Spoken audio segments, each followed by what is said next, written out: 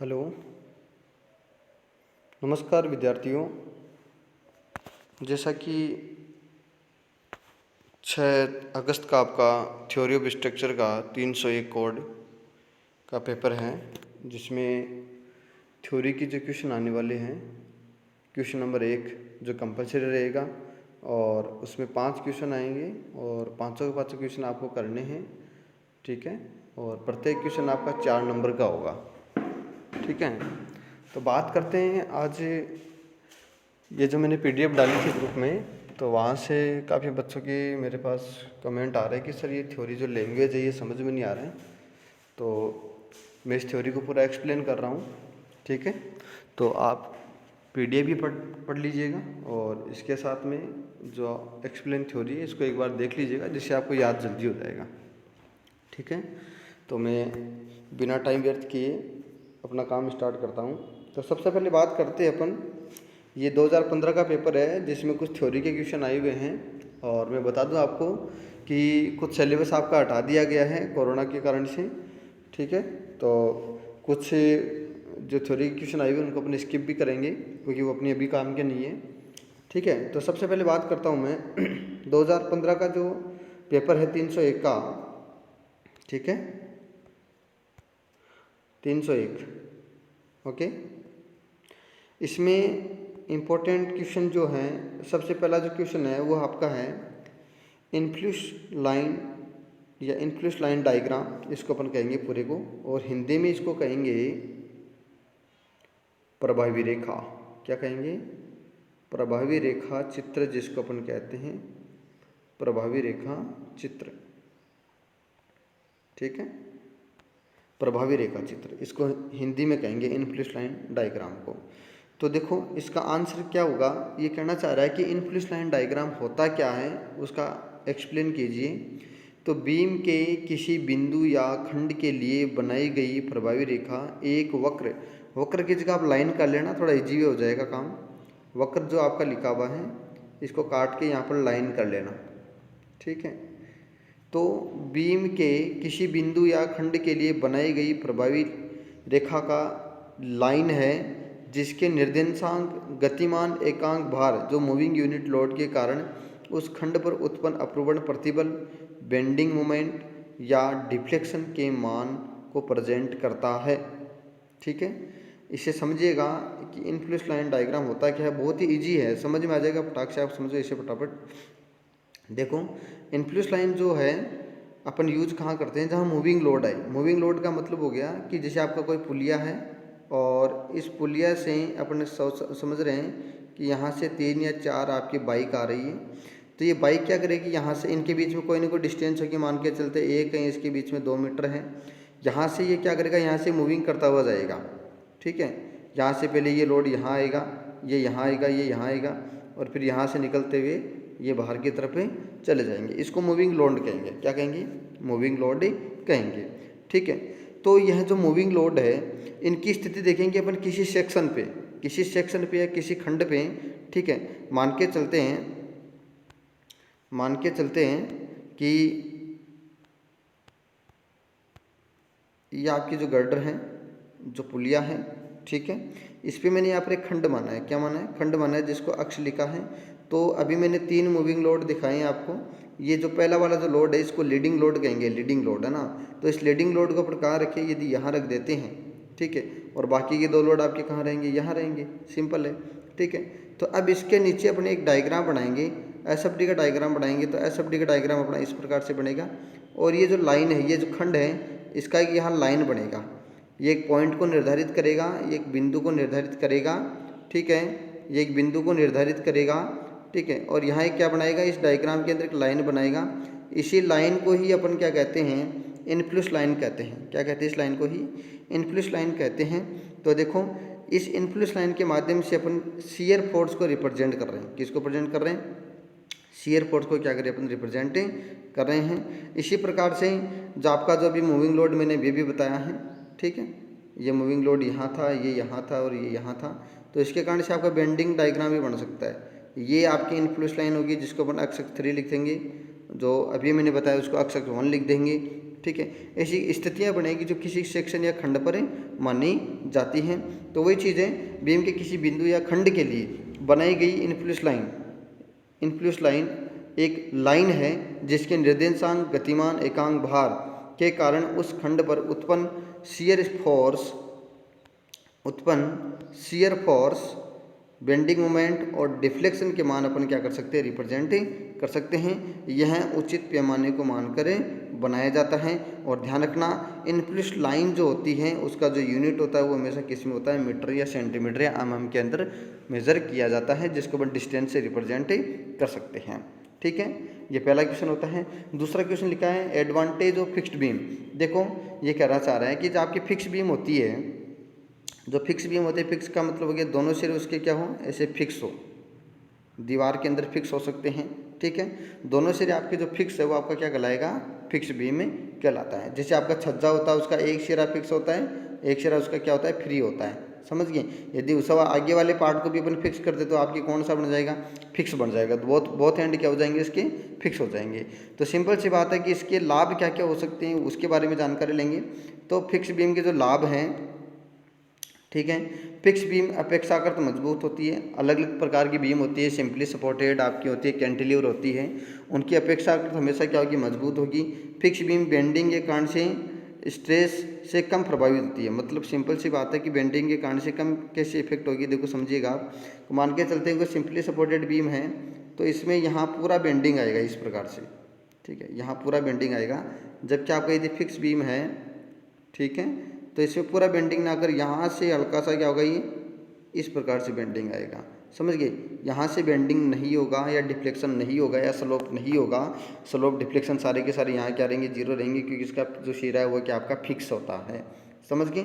इसलिए ये स्ट्रेस क्या देगा, यहाँ पर कम देगा, स्ट्रेस क्या देगा, कम प्रभावित करेगा। ये इसका लाभ है। फिक्स्ड बीम के सिरों पर डिफ्लेक्शन नहीं होता। अभी भी मैंने बताया कि इसका जो पार्ट होता है वहाँ डिफ्लेक्शन नहीं होगा। क्यों नहीं होगा, क्योंकि ये वाला पार्ट यहाँ से चिपक के रहता है इस प्रकार से। ठीक है, डिफ्लेक्शन आपका ये वाला पार्ट है कभी भी नहीं होगा। फिक्स बीम अधिक भार वहन करने में सक्षम होती है। सिंपल सी बात है, जो मजबूत होगा वो क्या करेगा, अधिक भार वहन करने में क्या होगा, आपका सक्षम होगा। देखो नेक्स्ट जो क्वेश्चन है वो है टाइप ऑफ इनडिटर्मिनेंसी है, जो वैसे तो आपके ये चैप्टर में लास्ट चैप्टर का क्वेश्चन है ये, मतलब 10वें चैप्टर का, तो हो सकता है सिलेबस से हटा दिया है। बाकी ये क्वेश्चन जो पूछने लायक है फ्रेम से रिलेट करता है। ये क्वेश्चन जो आपका पहला चैप्टर है उसे रिलेट करेगा ये चैप्टर, तो हो सकता है थ्योरी से क्वेश्चन पूछ लें। तो पहले तो मैं बता दूं, इनडिटरमिनेंसी को निर्धारित संरचना कहते हैं। कौन सी संरचना कहते हैं अपन, निर्धारीय संरचना, निर्धारीय संरचना कहते हैं। ठीक है, तो निर्धारित संरचना के दो पार्ट होते हैं, एक होता है स्टैटिक होता है और एक आपका क्या होता है, काइनेमेटिक होता है। दोनों को अच्छे से समझेंगे, समझना अच्छे से। स्टैटिक इनडिटरमिनेंसी होती है यदि स्टैटिक साम्यावस्था की समीकरण इक्विलिब्रियम इक्वेशन संरचना के एनालिसिस या विश्लेषण के लिए पर्याप्त नहीं है तो स्टैटिक इनडिटरमिनेंसी कहते हैं। और काइनेमेटिक की भी बात करते हैं। तो सबसे पहले इसमें एक वर्ड आया है उसको समझते हैं। वर्ड जो आपका है वो है इक्विलिब्रियम इक्वेशन। क्या लिखा है, इक्विलिब्रियम इक्वेशन क्या होगा। देखो कोई भी स्ट्रक्चर अपने जो बनते हैं वह स्ट्रक्चर हमेशा उनकी सपोर्ट कंडीशन या एंड कंडीशन रिप्रेजेंट करता है। ठीक है, तो मैं यहाँ पर एक रिप्रेजेंट करता हूँ एक अपना, जैसे अभी भी मैंने बताया फिक्स बीम के अंदर भी ये आपका कोई फिक्स एंड है तो इसमें तीन रिएक्शन होगी। एक वर्टिकल होगी RV, एक आपकी हॉरिजॉन्टल होगी RH, और एक आप इसका होगा मोमेंट जिसको M लिखेंगे। तो यहाँ पर RH 0 होगा, RV 0 होगा और M भी क्या हो जाए आपका 0 हो जाए। तो तीनों की तीनों 0 हो जाएं तब तो उसको इक्विलिब्रियम इक्वेशन कहते हैं या इक्विलिब्रियम कंडीशन कहते हैं, जिसको स्टेबल कंडीशन कहेंगे। क्या कहेंगे, इसको स्टेबल कंडीशन अपने कहेंगे।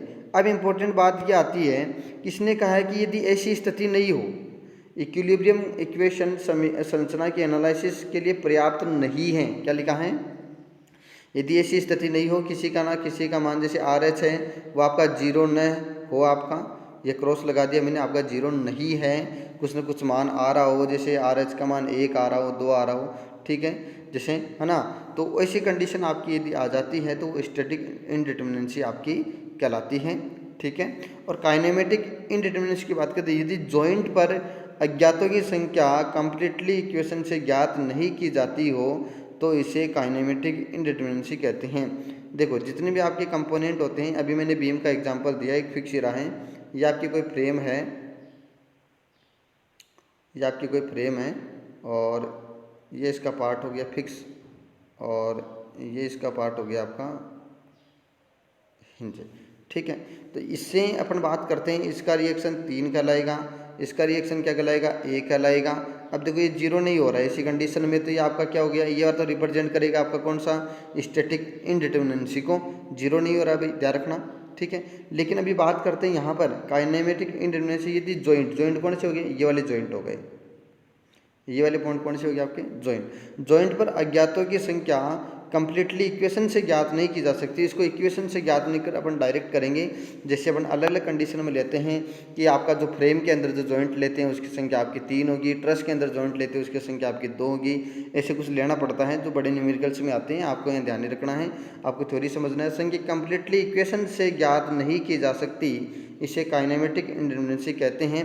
तो ये डिपेंड किस पे करता है साहब, ये डिपेंड आपका करता है, ये डिपेंड आपका जो करता है वो डिग्री ऑफ फ्रीडम पर रहता है। किस पे डिपेंड करता है, ये प्रकार से डिग्री ऑफ फ्रीडम रहता है। क्या रहता है आपका, डिग्री ऑफ फ्रीडम रहता है।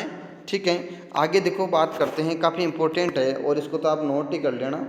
ठीक है, ये वाला जो पोर्शन है ये क्वेश्चन वेरी इंपॉर्टेंट और एग्जाम में आने लायक है।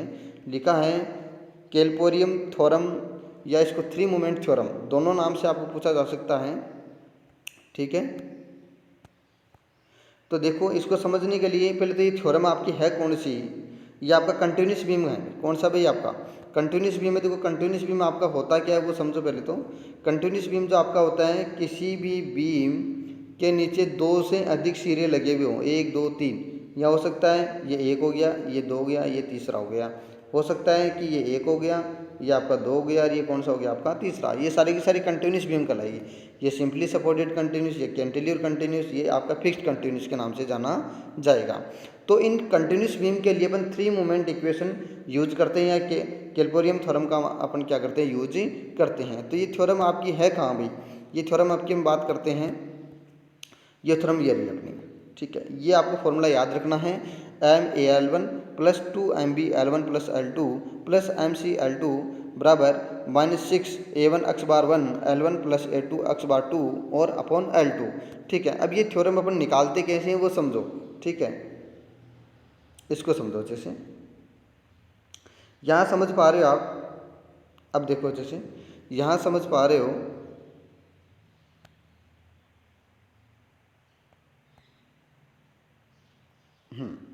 देखो यहाँ समझ पा रहे हो, ये कंटिन्यूस बीम है जिस पर यूडीएल लोड लगा हुआ है। कौन सा लोड लगा हुआ है, यूडीएल लोड लगा हुआ है और इसके 3 पार्ट है, 3 सपोर्ट है, ये 3 सपोर्ट हो गए इसके। इसको अपन ऐसे भी लिख सकते हैं, यह वाला पार्ट L1 हो गया, यह वाला पार्ट क्या हो गया, L2 हो गया। कोई समस्या, ये A हो गया, ये B हो गया और ये आपका क्या हो गया, C हो गया।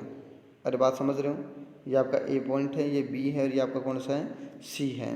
अब देखो यहाँ से अपन फॉर्मूला बनाएंगे, इस A बिंदु पर मोमेंट आपका क्या होगा, MA होगा। क्या होगा, MA होगा, MA और इसके साथ में लेंथ लेंगे अपन L1। क्या ले लेंगे, इसका हो गया MA और लेंथ क्या हो जाएगी आपकी L1, ये वाला पोर्शन जो लिखा हुआ है। ठीक है, फिर प्लस करेंगे, आपने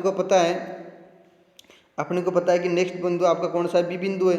तो सिंपल सी बात है कि ये B बिंदु यहाँ लिखेंगे MB और बोथ साइड में लेंथ है इसलिए इसको 2MB कर देंगे। क्या कर देंगे, ध्यान रखना यहाँ पर L1 प्लस L2 दोनों को जोड़ा गया है, L1 प्लस L2 2 लेंथ जोड़ी गई इसलिए मोमेंट भी 2 का हो गया, 2MB कर देंगे। इसको क्या कर देंगे, ये याद करने का ट्रिक बता रहा हूँ मैं आपको, 2MB कर देंगे। ठीक है, और फिर नेक्स्ट जो लास्ट वाला है, ठीक है, उसकी भी अपन बात करते हैं। जो नेक्स्ट जो लास्ट वाला है वो यहाँ पर लिखा है C बिंदु। तो यहाँ पर अपन देखिएगा, यहाँ पर देखिएगा ये C बिंदु है, तो अभी भी अपन ने ये लास्ट वाला C बिंदु माना था और यहाँ पर L2 माना था। क्या माना था, L2। तो ये इसका MC हो जाएगा और यहाँ पर क्या हो जाएगा, L2 हो जाएगा। ये आपको याद रखना है, समझ गए बात को। इसके बाद में नेक्स्ट जो इसमें जो रहेगा पोर्शन वो माइनस का 6A1 जो आपका एरिया होगा और एक्स बार इसकी CG होगी upon L1 plus A2 x bar 2 upon L2, ये दूसरे पोर्शन का एरिया होगा और इसकी क्या होगी CG होगी। तो ये अपन बात कर लेते हैं कि इसका एरिया और CG अपन करेंगे कहाँ से ज्ञात, वो समझिएगा अच्छे से। देखो ये वाला पोर्शन, ये वाला जो पोर्शन अपना है, ये वाला यहाँ पर ये बेंडिंग कंडीशन में दिखाया है, ये वाला ये अपन एक्चुअली ऊपर करेंगे इनको ऐसे। तो इसका एरिया निकालेंगे तो A1 हो जाएगा, इसका CG निकालेंगे x बार 1 हो जाएगा। फिर ये दूसरा डायग्राम है, इसका एरिया निकालेंगे एरिया 2 हो जाएगा, CG निकालेंगे इसका क्या हो जाएगा x बार 2 हो जाएगा। देखो इस डायग्राम को यहाँ पर ऊपर बनाया गया है, ये आपको बेंडिंग अवस्था की सतह रिप्रेजेंट किया है, ये यहाँ दिखाया गया है। और जो ऊपर वाला डायग्राम है ये आपको यहाँ दिखाया गया, दोनों डायग्राम को मिक्स बनाया गया है। ये आपका केप्लोरियम थ्योरम और 3 मोमेंट इक्वेशन के नाम से जानते हैं इसे, ठीक है। ये इसके कुछ विश्लेषण है वो आप देख लेना कि M A पर आधुर्ण है, B पर B पर आधुर्ण है, M से C पर आधुर्ण है, A1 आपका स्पान है, A2 भी आपका स्पान AB के लिए म्यू डायग्राम का क्षेत्रफल है। फिर दूसरा आपका स्पान BC के लिए, अब ये भी बताया था, देखो स्पान ये आपका हो गया स्पान AB हो गया, इसके लिए क्षेत्रफल हो गया, ये आपका BC हो गया, इसके लिए क्षेत्रफल हो गया। अक्ष बार AB के लिए डायग्राम केंद्र की दूरी मतलब CG हो गई, इसके लिए ये फिर से CG हो गई, L1 ये डिस्टेंस हो गई, L2 आपकी ये वाली डिस्टेंस ही हो गई, ठीक है। अब देखिएगा नेक्स्ट क्या लिखा है, नेक्स्ट लिखा है कि M जॉइंट पर वर्टिकल बलों का योग 0 करने पर, अपन जानते हैं कि बेंडिंग मोमेंट हमेशा क्या लेता है 0 लिया जाता है, तो उसी को क्या किया यहाँ पर इसने रिप्रेजेंट किया है, ठीक है। आगे चलते हैं, ये अपना 2015 का पेपर कैंसिल इसका सॉल्यूशन कंप्लीट होता है। आगे नेक्स्ट अपन बात करते हैं। नेक्स्ट है फिर से आपका नेक्स्ट पेपर है, ये 2016 का है सही, ठीक है। तो इसमें लिखेंगे, ये काफ़ी इंपॉर्टेंट है, ये क्वेश्चन आएगा भी एग्जाम में, ध्यान रखना, ये पहले चैप्टर से क्वेश्चन बिलोंग करता है, ठीक है। लिखा है आदर्श ढांचा को परिभाषित कीजिए, डिफाइन द परफेक्ट फ्रेम, ठीक है। तो दूसरा क्वेश्चन वही है, फिक्स्ड बीम के लाभ और हानियाँ। तीसरा ये प्रभावी रेखा का आया हुआ है, आएगा जरूर। और चौथा क्वेश्चन आपका है कि वही है डिटर्मिनेशन स्ट्रक्चर का आपका क्वेश्चन है। और पांचवा क्वेश्चन आपका यहाँ पर सिलेबस में नहीं है, पुस्ता दीवारें हटा दी गई रिटर्निंग वाल को, तो ये वाला क्वेश्चन अपन नहीं पढ़ेंगे, समझो इसे फटाफट।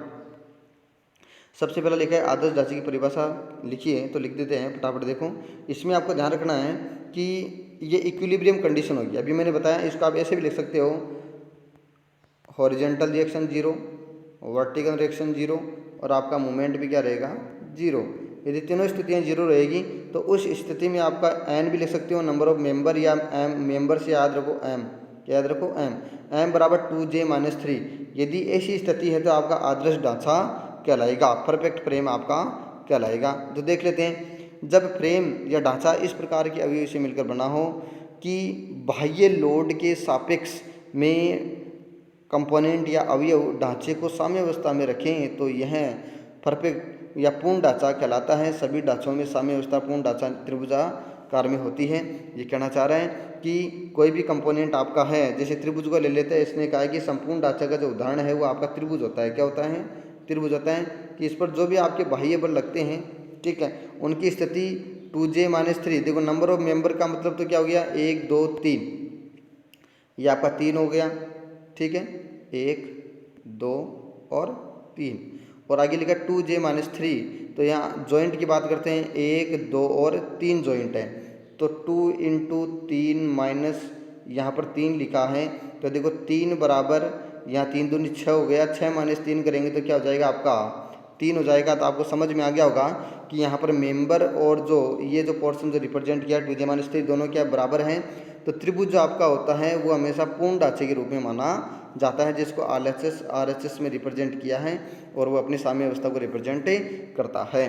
वापस से बात करते हैं फिक्स्ड बीम के लाभ और हानियाँ, तो वही है, लाभ की बात करते हैं, फिक्स्ड बीम अपेक्षाकृत मजबूत होती है और फिक्स्ड बीम बंकन या बेंडिंग के कारण से सामर्थ्य में कम प्रभावित होती है और फिक्स्ड बीम के सिरों पर विक्षेपण नहीं होता, ये बता दिया था। इसकी हानियाँ क्या क्या वो समझो, हानियाँ नहीं थी पहले, ओनली लाभ पूछे थे, यहाँ पर हानियाँ भी पूछ रहा है। तो देखो इसकी हानियाँ क्या क्या हो सकती हैं, ये कहना चाह रहा है कि तापमान परिवर्तन से भारी मात्रा से प्रतिबल उत्पन्न होता है। मतलब समझिएगा, क्योंकि इसका जो पोर्शन होता है वो क्या होता है, फिक्स होता है। क्या होता है, ये दोनों तरफ से जकड़ी हुई रहती है। यदि कई जगह ऐसा हो जहाँ पर काफ़ी ज़्यादा टेम्परेचर हो, ठीक है, जैसे राजस्थान में चूरू की बात करते हैं या और जगह की बात करते हैं जहाँ पर 45-50 प्लस का डिग्री सेल्सियस टेम्परेचर चला जाता है, वहाँ पर फिक्स बीम होने से ये दोनों सिरे क्या होंगे, आपके फिक्स होंगे।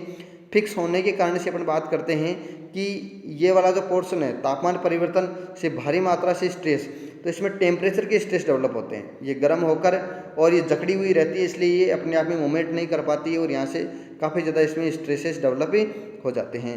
आगे लिखा, लगने वाले लोड में बार बार परिवर्तन से किनारों की आबद्धता प्रभावित तो होती है।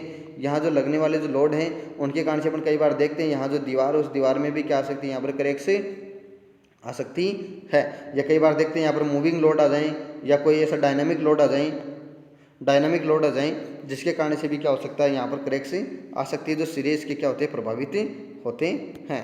ठीक है, आगे देखिएगा, आगे जो आपका है ये लिखा है, ये काफ़ी अच्छा क्वेश्चन है। देखो बहुत ही सिंपल क्वेश्चन है।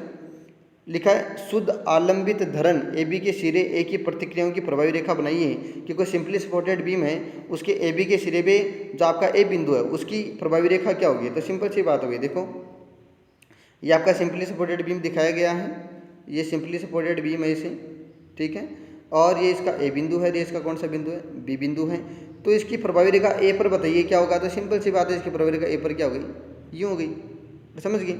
ठीक है, ये आपकी जो लाइन है, ये वाली जो लाइन, ठीक है, ये प्रभावी रेखा मानी जाएगी। और इसका मान जो हमेशा क्या माना जाएगा, 1 यूनिट माना जाएगा। क्या माना जाएगा, हमेशा 1 यूनिट माना जाएगा। मान के चलो इसी क्वेश्चन को बी बिंदु पे पूछ लिया। कौन से बिंदु पे पूछ लिया, बी बिंदु पे पूछ लिया, तो आप इस डायग्राम को यू बना दोगे और इसको क्या लिख दोगे, 1 यूनिट लिख दोगे। अरे बात समझ गई, बस इतना सही क्वेश्चन है ये। ठीक है, कि ए बी आपकी कोई बीम है, उसका ए बिंदु पे बताइए तो ए बिंदु पे ही हो गया। यदि बी बिंदु पे बताना तो बी बिंदु पे अपने ये बता देते हैं। ठीक है, ओके, चलते हैं आगे। नेक्स्ट आगे लिखा है, वापस वही चीज़ है। क्वेश्चन देखो क्या है आपका, क्वेश्चन आपका ढांचों की आंतरिक इंटरनल इनडिटर्मिनेंसी बताना है। क्या लिखा है, अज्ञेयता ज्ञात करने का सूत्र लिखिए। तो सिंपल सी बात है, देखो आपकी जो इनडिटर्मिनेंसी वो इंटरनल और एक्सटर्नल दोनों होती है। तो यहाँ पर इंटरनल के बारे में पूछा है। किसके बारे में पूछा है, इंटरनल का आपको फॉर्मूला याद रखना है, आई बराबर m minus 2j minus are. कैसे याद रखिए, अभी अभी लिखा अपने m बराबर 2j माइनस आर लिखा था। तो कुछ नहीं करना है, इस वाले पोर्शन को क्या करना है, इधर भेज देना है।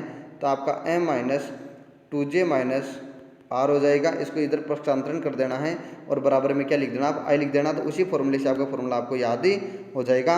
तो फ्रेम की आंतरिक या इंटरनल इंटरेस्ट ज्ञात करने के सूत्र निम्न प्रकार से आपको रिप्रेजेंट किया गया है। ठीक है, इससे अपन स्ट्रक्चर की इंटरनल इनडिटर्मिनेंसी क्या कर सकते हैं, ज्ञात कर सकते हैं। और 2019 का जो पेपर आया है उसके भी क्वेश्चनों की अपन जानकारी ले लेते हैं। वो ये विभिन्न प्रकार के ढांचों को समझाइए। तो यहाँ पर काफ़ी ज़्यादा एक्सप्लेन करवाया है फ्रेम का, और काफ़ी इंपॉर्टेंट क्वेश्चन है, एग्जाम में आ सकता है, ध्यान रखना। फिर पुस्ता दीवार का क्वेश्चन भी लिखा है, इसको नहीं पढ़ेंगे। फिर लिखा है आर्च का क्वेश्चन है, 3 हिंज आर्च, इसको भी नहीं पढ़ेंगे, ये भी आपके सिलेबस से हटा दिया है। ठीक है, और फिर आगे की बात करते हैं, प्रभावी रेखा का फिर से क्वेश्चन डाला है। और फिर नेक्स्ट लिखा है प्रोप्ड कैंटिलीवर बीम से भी आपका एक थ्योरी का क्वेश्चन डाला है। ठीक है, तो वो भी आप अच्छे से समझ लो क्या है क्या नहीं है। देखो वही चीज़ है, सबसे पहले टाइप्स ऑफ फ्रेम की बात करते हैं। तो टाइप्स ऑफ फ्रेम आपकी 2 तरीके की होती है। एक तो परफेक्ट फ्रेम हो गई, आपकी इम्परफेक्ट फ्रेम हो। परफेक्ट फ्रेम के बारे में तो आपको बताया था आपको कि m बराबर 2j माइनस 3 हो जाएं, यदि दोनों बराबर हो जाएं। अभी मैंने त्रिभुज का बताया था, 3 3 दोनों बराबर आ रहे, तो आपकी परफेक्ट फ्रेम थी। ठीक है, इसके बारे में ज़्यादा एक्सप्लेन नहीं करूँगा। ठीक है, वही चीज़ लिखी हुई यहाँ पर, वही त्रिभुज दिखाया गया है और वही इसका मान आ रहा है। RHS का मान कितना आ रहा है, 3 3 आ रहा है, मतलब दोनों के मान क्या आ रहे हैं, यहाँ पर बराबर आ रहे हैं। ठीक है, बट अपन बात करते हैं थोड़ा सा इनपरफेक्ट जो आपके फ्रेम है, अपूर्ण ढांचा। इसमें सिंपल सी बात यही कहेंगे कि जो अभी अपने m निकाला था, ठीक है, वो क्या हो सकता है, कम आ सकता है आपका 2j माइनस 3 से। ठीक है, या फिर इसका मान क्या आ सकता है, ज़्यादा आ सकता है, मतलब इसके बराबर नहीं आएगा कभी भी। वो आपका अपूर्ण ढांचा कहलाएगा या इम्परफेक्ट फ्रेम आपका कहलाएगा। तो देखिए, यदि ढांचा या फ्रेम ऐसे अवयव से मिलकर बना हो जो बाह्य लोड लगने पर फ्रेम को साम्यावस्था की स्थिति प्रदान न कर रहे, तो ऐसा अपूर्ण ढांचा कहलाता है। साम्य व्यवस्था की स्थिति, या मैं कहूँ इसमें दूसरा तरीका कि इसमें रिएक्शन ये भी जीरो नहीं होगा, वर्टिकल रिएक्शन भी आपका जीरो नहीं होगा, और मोमेंट का मान भी आपका इसमें जीरो नहीं होगा। ये वाली कंडीशन लिख नहीं रही है कि ये तो आप लिख लेना भाई अलग से, थोड़ा इंपॉर्टेंट चीज़ है, ठीक है। बाकी परफेक्ट में ये तीनों क्या हो जाएंगे, आपके जीरो हो जाएंगे, ठीक है। ओके, देखिएगा इम्परफेक्ट ढांचे दो प्रकार से परिभाषित किए जा सकते हैं, अभी अभी मैंने बताए हैं कि देखो यदि m का मान 2j-3 मान के चलो यहाँ 2 आया, यहाँ पर कितना आया 3 आया, तो ये आपका डिफिशिएंट ढांचा कहलाएगा। क्या कहलाएगा, डिफिशिएंट ढांचा कहलाएगा। मान के चलते यहाँ पर m greater than 2j-3, m बड़ा आपका 2j-3 से, यहाँ 4 आ रहा है, यहाँ कितना हो गया 3, तो ये आपका हो गया अनावश्यक ढांचा, जिसको अपन कहेंगे ये डिफिशिएंट का मतलब त्रुटिपूर्ण हो गया, और अनावश्यक का मतलब आपका रेड्यूडेंट हो गया। रेड्यूडेंट का मतलब हो गया कि आपका m बड़ा हो किसे 2j-3 से, ठीक है। ये इसका एक्सप्लेन भी किया गया है। देखो आप, ये आपका एक रेक्टेंगल सेक्शन दिखा रखा है, ABCD का मान दिखा रखा है, तो इसमें मेंबर तो हो गए 4, 1 2 3 और 4 मेंबर हो गए, जॉइंट भी 1 2 3 4 हो गए, ठीक है। तो 2j-3 करेंगे तो यहाँ से 5 आ रहा है, 2j-3 करेंगे तो यहाँ से अपना आंसर जो आ रहा है वो 5 आ रहा है, ठीक है। 1 मिनट,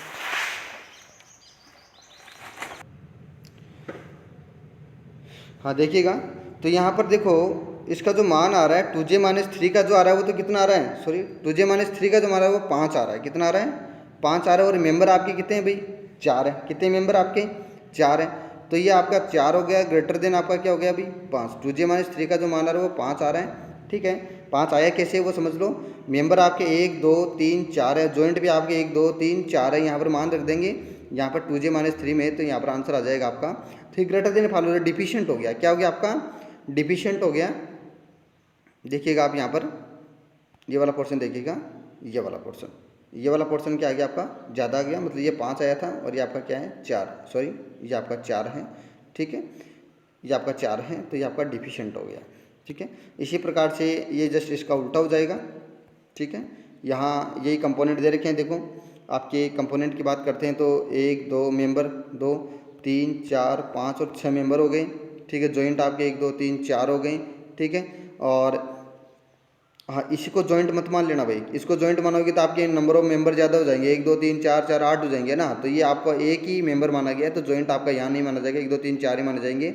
तो यहाँ पर 2j-3 करेंगे तो इसका मान 5 आ रहा है, और मेंबर आपके कितने आ रहे हैं 6 आ रहे हैं, तो 6 ग्रेटर देन आपका क्या हो गया 5 पे हो गया, तो आपका रेड्यूडेंट कहलाएगा, ठीक है। चलते हैं आगे की तरफ। आगे अच्छा क्वेश्चन है कि इन्फ्लुएंस लाइन रेखा और नमन आघूर्ण आरेख में अंतर बताइए। तो ये बेंडिंग मोमेंट डायग्राम आपका क्या होता है, बेंडिंग मोमेंट डायग्राम समझते ही हो, बेंडिंग मोमेंट जो BMD आपकी बनती है उसी की बात कर रहे हैं, ठीक है। तो यह आरेख चल भार के लिए लिया जाता है। चल भार अभी मैंने बताया कि मूविंग लोड के लिए, मूविंग लोड को ही चल कहते हैं, जो चलने वाला भार होता है। तो इसके अकॉर्डिंग आपकी जो लाइन बनेगी, ठीक है, इसके अकॉर्डिंग जो आपका डायग्राम बनेगा, सॉरी डायग्राम बनेगा इससे, ठीक है। तो ये चल भार के लिए होता है, ये आपका स्थिर भार के लिए होता है। जो भी आप फिक्स बीम में बनाते हो या प्रोप्ड कैंटिलीवर में बनाते हो या सिंपली सपोर्टेड में जो भी BMD बनाते हो आप, ठीक है, वो हमेशा फिक्स लोड लेते हैं। मतलब जैसे कोई लोड आपका है वो यहाँ पर फिक्स लगा हुआ है, क्या वो लगा है एक ही जगह है, कोई चलिए इधर नहीं इधर जा रहा है नहीं इधर जा रहा है, तो इसका जो बेंडिंग मोमेंट डायग्राम बना रहे हैं वही आपका क्या बनेगा, इसका माध्यम से डायरेक्ट बन सकता है। आगे लिखा है इसमें गणना वर्टिकल लोड के आधार पर की जाती है। इसमें सॉरी वर्टिकल नहीं है, सॉरी वर्चुअल लोड है। क्या लिखा है, वर्चुअल का मतलब होता है कि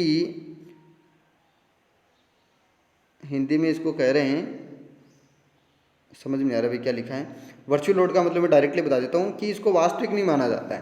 क्या नहीं माना जाता है, वास्तविक नहीं माना जाता, क्योंकि इसका पता नहीं रहता है कि कौन सी जगह कौन सा लोड आएगा। अभी बताया भी था मैंने, क्योंकि इसमें कोई पता नहीं रहता है कि ये लोड, ये 3 लोड चल रहे हैं, 4 लोड चल रहे हैं, ये इधर कब आएगा इधर कब आएगा इधर कब आएगा, ये वास्तविक रिप्रेजेंटेशन अपना नहीं देता है, ठीक है। जबकि इसमें आपका एक्चुअल लोड के आधार पे किया जाता है। भाई अपने को पता है कि सिंपली सपोर्टेड बीम है, उस पर यहाँ पर कोई लोड लगा, वो एक्चुअल लोड है, यहाँ पर लगा हुआ है तो लगा ही हुआ है, ठीक है। हमेशा कोई स्ट्रक्चर बना हुआ है तो वो यहाँ पर बना हुआ है, मान के चलो यहाँ कॉलम बना हुआ है और ये अपना बीम है, तो ये हमेशा क्या रहेगा, यहाँ पर फिक्स ही रहेगा, ठीक है। अगले क्या है, केवल सीधी रेखा में ये बनता है। डायग्राम में मैंने बता ही दिया है कि यहाँ पर कोई लोड आ रहा है जो मूविंग करता हुआ आ रहा है, ठीक है। तो इसका एक लाइन बनेगा, वो सीधी रेखा अपने आप को रिप्रेजेंट करेगा। और यहाँ बात करते हैं, यह आरेख बीम पर सभी बिंदुओं को आधुर्ण दिखाता है। अपन देखते हैं कि कोई भी आपका जो डायग्राम है, मान के चलते हैं ये वाला बीम है और यहाँ पर ये लोड लगा हुआ है, तो इसका कोई ना कोई मान होगा भाई। ये आपका 0 हो गया, इसका मान पॉजिटिव में आ रहा है, यहाँ आएगा। फिर मान के चलो इसका मान नेगेटिव में आ रहा है, तो यहाँ आएगा। तो हर बिंदु पे ये क्या दिखाएगा, अपने आप में लोड को, बेंडिंग मोमेंट को क्या करेगा, रिप्रेजेंट करेगा। मान के चलो यहाँ से यूँ हो रहा है, तो यहाँ पर कोई ना कोई मान दिखा रहा है, ठीक है, यहाँ पर कोई ना कोई मान दिखा रहा है, तो ये अपने आप में रिप्रेजेंट ही करेगा। आगे लिखा है, यह आरेख बीम पर केवल बिंदु दिखाता है और यह आरेख बीम पर सभी बिंदुओं का आधुर्ण दिखाता है, बता दिया। इसकी यूनिट हमेशा क्या होगी भाई, मीटर में होगी, मैंने बताया था। और इसकी यूनिट हमेशा क्या होगी, किलोमीटर पर metre, sorry kilometre into metre में होगी। ये आपका क्वेश्चन ये कंप्लीट होता है। और ये लास्ट क्वेश्चन अपन देख लेते हैं। इसमें एकल पार्ट टेकदार प्रास दंड, ये देखो ये इंग्लिश, ये हिंदी थोड़ा सा गड़बड़ा जाता है हमेशा ही, थोड़ा यहाँ से मैं बात कर लेता हूँ। क्वेश्चन आपका है, find how many reaction components are in single span propped cantilever beam. क्योंकि आपके कोई single span propped cantilever beam है, कहने का मतलब ये आपकी है, बस इतना सा काम है, इसके बारे में समझाना है, ठीक है। घबराने की जरूरत नहीं है, हिंदी में क्या लिखा है, ठीक है। देखो इसके बारे में थोड़ा सा देख लेते हैं। देखो सिंपल सी बात है, ये कहना चाह रहा है कि यह बीम के दो सपोर्ट हैं, ए और बी। भाई ए और बी हो गया, ये वाला फिक्स सिरा तो इसका ए हो गया, और ये इसका क्या हो गया, आपका बी हो गया, जिसको प्रोप्ड पी लिखते हैं, ठीक है। आगे लिखा है, तो ए पर बात करते हैं। ए पर 3 प्रतिक्रियाएं होती है, क्योंकि फिक्स, देखो सिंपल सी बात है, ये कहना चाह रहे हैं कि आपका जो फिक्स सिरा है, इस पर हमेशा 3 प्रतिक्रियाएं होगी। एक आपकी होगी सिग्मा एच, एक होगी आपकी वर्टिकल, और एक आपका क्या होगा, मोमेंट। ये 3 रिएक्शन होंगे हमेशा। फिक्स सिरे की कितनी रिएक्शन होती हैं, 3 रिएक्शन होती है। ये तीनों लिखा है यहाँ पर, 36 प्रतिक्रिया, वर्टिकल और आधुर्ण, ठीक है। जबकि अपन बात करते हैं बी पर, क्योंकि बी हिंज सपोर्ट है, अतः बी पर 2 रिएक्शन होगी। इसमें आपकी vertical reaction, sorry moment reaction अपन क्या कर देंगे, यहाँ से गायब पे कर देंगे। मतलब आपका जो प्रोप्ड लिखा हुआ है, ऐसे इसको यूँ भी लिख सकते हैं, और इसमें आपका मोमेंट नहीं रहेगा, केवल आपका वर्टिकल रहेगा, और आपका क्या रहेगा, हॉरिजॉन्टल रहेगा, ठीक है। बस ये लिखा है। आगे लिखा, सिंगल स्पान प्रोप्ड कैंटिलीवर में कुल 3 + 2 5 प्रतिक्रिया कारक होती हैं। तो समझ लीजिएगा वापस कि आपका ये जो पोर्शन है, ये 3 को रिप्रेजेंट कर रहा है, और ये आपका किसको रिप्रेजेंट कर रहा है, 2 को रिप्रेजेंट कर रहा है। तो टोटल मिला के कितना हो गया, 5 हो गया। बाकी मैं 5 क्वेश्चन और डालूंगा, 2018 के पेपर में है, ठीक है। वो क्वेश्चन मैं आपको वैसे थ्योरी में लिख के डाल दूंगा, लैंग्वेज बना के, ओके। ये क्लास पसंद आई हो तो आप आगे से आगे इसको शेयर कर दो, जो बाकी लड़कों को भी इसका फ़ायदा मिल जाए। ओके, धन्यवाद।